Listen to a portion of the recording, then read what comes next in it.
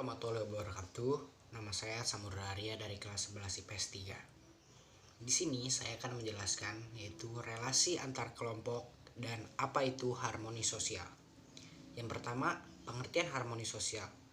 Harmoni sosial adalah kondisi di mana individu hidup sejalan atau selaras dengan tujuan masyarakatnya, di mana ditandakan dengan suatu masyarakat yang solidaritasnya tinggi.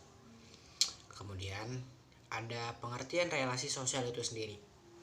Relasi sosial merupakan hubungan atau interaksi antara individu dengan individu maupun individu dengan kelompok yang secara sistematis dan cenderung saling mempengaruhi.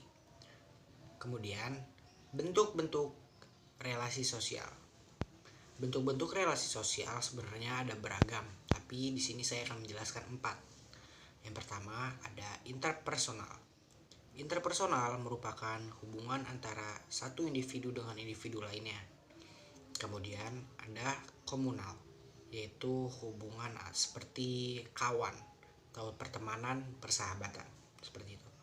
Terus yang ketiga ada kolegal, seperti hubungan antar karyawan.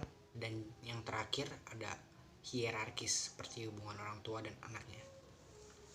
Kemudian ada suatu teori yang dimana teori ini dinamakan teori interaksi simbolik.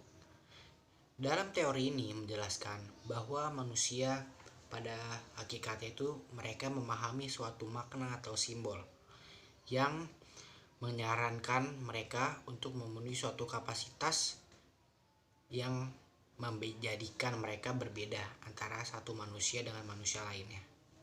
Itu teorinya. Kemudian ada juga yang dinamakan kesetaraan sosial.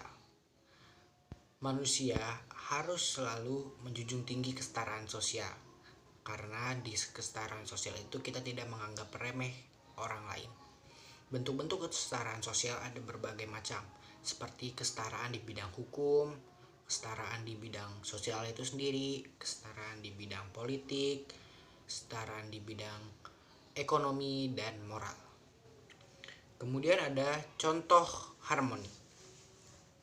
Contoh harmoni itu bisa kita lihat dalam kehidupan sehari-hari, seperti pemilihan RT, terus ada poskamling, terus ada kerja bakti bersama, sampai yang tingkat besar itu ada pemilu.